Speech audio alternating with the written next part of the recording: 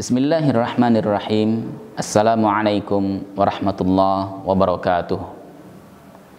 Alhamdulillahi wa kafa, wassalatu wassalamu ala rasulihi Muhammadin al-Mustafa wa ala alihi wa ashabihi dhawil wafa wa ala man bihudahu iqtafa, amma ba'd. Rabbi syarah li sadri wa yassir li amri wahlul 'uqdatam min lisani yafqahu qawli. Rabbana zidna ilman nafi'a warzuqna fahma, amin ya rabbal alamin. Pemirsa budiman yang dirahmati oleh Allah Subhanahu wa ta'ala, ketika menjelang berbuka puasa, mungkin sebagian diri kita dibingungkan oleh dua pilihan doa berbuka puasa. Yang pertama, Allahumma laka sumtu wa bika amantu wa ala rizqika aftartu birahmatika ya arhamar rahimin. Yang kedua, dhahabat dhama'u wabtallatil uruqu wa thabatal ajru insyaallah. Manakah di antara kedua doa ini yang mesti kita pilih? Mungkin sebagian diri kita bertanya-tanya seperti itu. Tetapi tentunya pemirsa budiman yang dirahmati oleh Allah Subhanahu wa ta'ala, kita seharusnya mengetahui tentang syarat-syarat dan adab-adab di dalam berdoa. Tentunya syarat-syarat dan adab-adab di dalam berdoa ini kita penuhi agar doa kita diijabah oleh Allah Subhanahu wa ta'ala. Syarat-syarat tersebut adalah ketika kita berdoa, kita harus ikhlas kepada Allah Subhanahu wa ta'ala, tidak menyekutukan Allah Subhanahu wa ta'ala. Syarat yang kedua, ketika kita berdoa, kita tidak mendoakan kejelekan. Kita tidak berdoa meminta kejelekan, baik untuk diri sendiri maupun untuk orang lain. Tentunya kita juga tidak diperkenankan untuk terburu-buru mengharapkan hasil dari doa kita ini. Syarat yang ketiga, ketika kita berdoa tentunya kita harus menghadirkan hati. Kita yakin bahwasanya Allah Subhanahu wa ta'ala pasti akan mengijabah atau mengabulkan doa kita. Tentunya selain ketiga syarat tadi, ada juga adab-adab di dalam berdoa. Adab-adab di dalam berdoa ini kita perlukan agar doa yang kita panjatkan ini bisa didengar oleh Allah Subhanahu wa ta'ala dan diijabah oleh Allah Subhanahu wa ta'ala dengan diberikan yang terbaik menurut Allah untuk kita. Adab-adab ini antara lain adalah ketika kita berdoa, kita mulai dengan bismillah, alhamdulillah. Kita mulai dengan istighfar dan lain sebagainya. Dan juga ada adab yang sangat penting di luar doa yang kita panjatkan tadi, yaitu apapun makanan, minuman dan pakaian kita itu semuanya adalah halal. Tidak ada yang haram-haramnya. Nah, tentunya ketika doa kita sudah mencapai syarat, sudah memenuhi syarat dan adab-adab yang diperlukan seperti yang tersebut tadi, doa apapun yang kita panjatkan, entah itu berbahasa Arab, entah itu berbahasa Indonesia, yang dipanjatkan kepada Allah Subhanahu wa ta'ala tentunya akan diijabah oleh Allah Subhanahu wa ta'ala. Pemirsa yang dirahmati oleh Allah Subhanahu wa ta'ala, dalam kaitannya dengan doa berbuka puasa,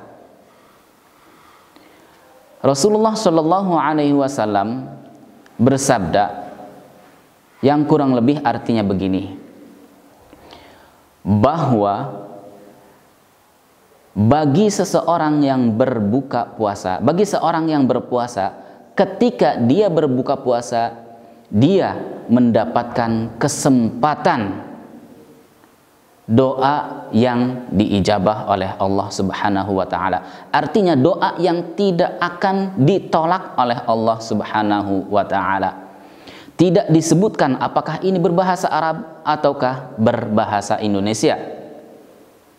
Maksudnya berbahasa selain bahasa Arab. Nah, dari sini kita sudah mengetahui bahwasanya doa apapun yang kita panjatkan ketika kita berbuka puasa, insya Allah akan diijabah oleh Allah Subhanahu wa ta'ala. Walaupun dalam prakteknya ketika berbuka puasa ada hadis-hadis yang ma'thur, yang berasal dari Rasulullah Shallallahu Alaihi Wasallam yang diajarkan kepada kita ketika kita berbuka puasa.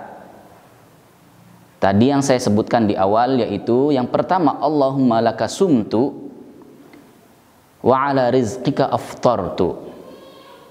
Itu yang pertama. Yang kedua, dhahaba dhama'u wabtallatil uruq wa thabatal ajru insyaallah. Memang menurut para ulama, hadis yang pertama, Allahumma laka sumtu wa ala rizqika aftartu, ini merupakan hadis mursal yang derajatnya tidak mungkin sampai derajat sahih. Bahkan oleh Syekh Al-Albani sendiri, hadis ini dihukumi sebagai dhaif.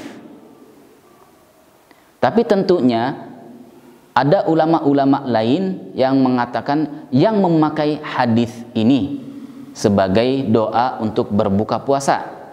Semisal Imam Bukhari meriwayatkannya di dalam Tarikh Al-Bukhari, Imam Abu Dawud meriwayatkannya dalam Sunan Abi Daud maupun Marasil Abi Daud.